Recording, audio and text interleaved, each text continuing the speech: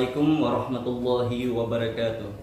Kami Pondok Pesantren Dayah Babus Salam Al-Adidiyah Jinib, Desa Blangme Barat, Kecamatan Jinib, Kabupaten Biren, Provinsi Nanggro Aceh Darussalam, mengucapkan syukur alhamdulillah dan terima kasih kepada pemerintah Republik Indonesia, khususnya Kementerian Energi dan Sumber Daya Mineral, Ditjen EBTKI, atas hibah dan pemasangan retrofitting lampu LED Pondok Pesantren tahun 2019.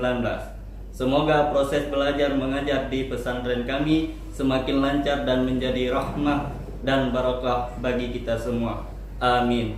Hanya sekian. Wassalamualaikum warahmatullahi wabarakatuh.